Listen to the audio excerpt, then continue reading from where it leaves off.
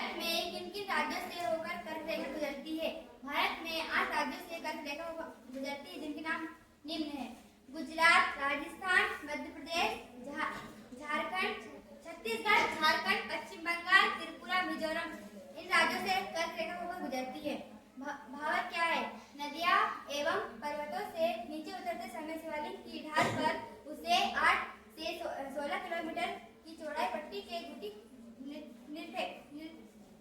निरीक्षण करती है। भारत के नाम से जाना जाता है। भारत के राष्ट्रपति को कौन कौन सी शक्तियां प्राप्त हैं? भारत के राष्ट्रपति को निम्नलिखित शक्तियां प्राप्त हैं: नंबर 1 कार्यपालिका शक्ति, नंबर 2 विधायी शक्ति, नंबर 3 न्यायिक शक्ति। नंबर 1 कार्यपालिका शक्ति। भारत का राष्ट्रपति देश का प्रथम नागरिक होता है। इसे राष्ट्रपति को नियुक्ति करता है। यह थल सेना, वायुसेना एवं जल सेना का सेनापति होता है। यह अंतर्राष्ट्रीय देशों में देश का प्रतिनिधित्व करता है। कार्यपालिका शक्ति देश का राष्ट्रपति संसद का अधिवेशन बुलाता है। उसे राज्यसभा के 12 सदस्यों को मनोनीत करने का अधिकार होता है। संसद द्वारा पारित विधेयक पर राष्ट्रपति के हस्ताक्षर द्वारा ही वह कानून बनता है। नंबर 3 न्यायिक शक्तियाँ। देश का राष्ट्रपति सर्वोच्च न्यायालय एवं उच्च न्यायालय के न्यायाधीशों की नियुक्ति करता है। राष्ट्रपति को दंडित व्यक्ति को क्षमादान प्रदान करने का अधिकार होता है। भारतीय संविधान की विशेषताओं का वर्णन कीजिए। भारतीय संविधान की विशेषता निम्न प्रकार की हैं। पहली, लिखित और निर्मित संविधान। भारत का संविधान लिखित और निर्मित है। ये ब्रिटेन के भारतीय आलिखित है। संसदीय शासन प्रणाली। भारतीय संविधान में शासन की संसदीय प्रणाली अपनाई गई। देश का संवैधानिक प्रधान राष्ट्रपति होता है। ये वास्तविक सत्ता मंत्रिपरिषद के अधीन होती है। अंतः लचीला, अंतः कठोर। भारत का संविधान ना तो पूर्ण रूप से लचीला है और ना ही पूर्ण रूप से कठोर। ये अंतः लचीला एवं अंतः कठोर है। फ्रांस की क्रांति से विश्व को तीन सिद्धांतों का संदेश दिया। फ्रांस की क्रांति ने विश्व को तीन सिद्धांतों का संदेश दिया। पहला, समानता, स्वतंत्रता और बंधुत्व। इनका प्रतिपादक रूसो था। खूनी रविवार की घटना क्या थी? 22 जनवरी 1905 ईस्वी में रविवार का दिन था। फादर कोपन के नेतृत्व में रूसी क्रांतिकारियों ने एक जुलूस निकाला, जिसमें जार ने अपने सैनिकों को गोली चलाने का आदेश दिया। बहुत से क्रांतिकारी घायल हुए और मारे गए। इसी घटना को खूनी रविवार के नाम से जाना जाता है। जैकोबिन क्लब के सदस्य कौन थे और उनका नेता कौन था? जैकोबिन क्लब के सदस्य मुख्यतः छोटे समृद्ध हिस्से में आते थे। उनमें छोटे कारीगर, घड़ी जहाज, छपाई करने वाले, जूते बनाने वाले, दिहाड़ी मजदूर आदि शामिल थे। उनके नेता का नाम मैक्सिमिलियन रोबेस्पियर था। संविधान क्या है? देश का सर्वोच्च कानून, जिसमें किसी देश की राजनीतिक एवं समाज को चलाने वाले मौलिक कानून होते हैं। संविधान संशोधन क्या है? देश की संसद द्वारा किसी देश की संविधान में किए जाने वाले बदलाव को संविधान संशोधन कहते हैं। क्रांति की शुरुआत किन परिस्थितियों से हुई थी? अत्याचारी तथा निरंकुश राजतंत्र। फ्रांस राजतंत्र का अध्यक्ष राजा होता था, जो कि निरंकुश तथा अत्याचारी था। और फ्रांस की क्रांति के समय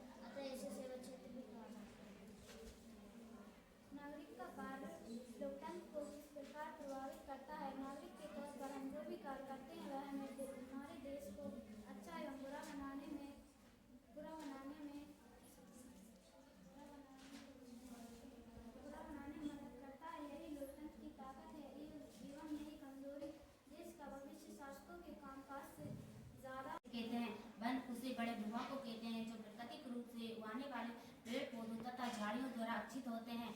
कर्क रेखा कौन कौन राज्यों से होकर गुजरती है? 8 राज्यों से होकर गुजरती है।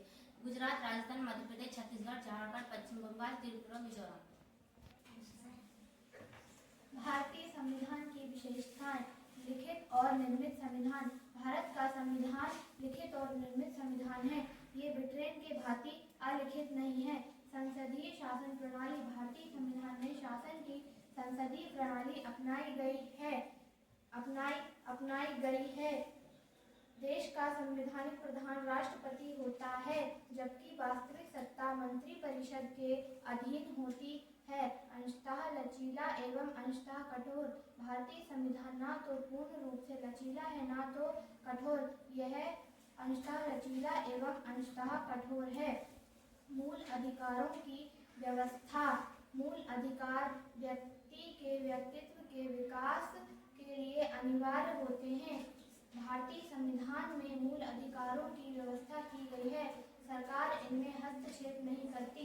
संघात्मक शासन की व्यवस्था। भारतीय संविधान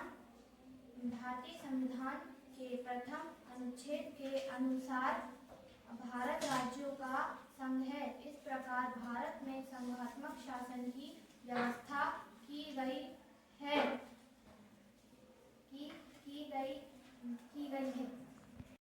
मौलिक अधिकार किसे कहते हैं?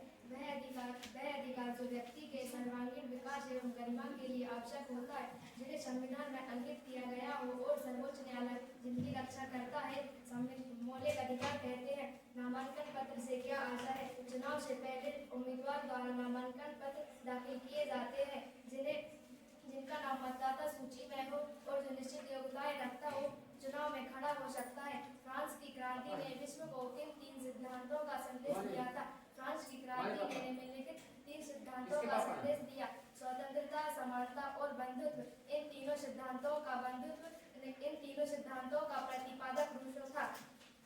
संविधान का बना 26 नवंबर 1949। संविधान को बनने में कितना समय लगा? 2 वर्ष 11 महीने 18 दिन। संविधान कब हुआ? 26 जनवरी 1950। संविधान के प्रारूप कमेटी के अध्यक्ष कौन थे? डॉक्टर भीमराव अम्बेडकर।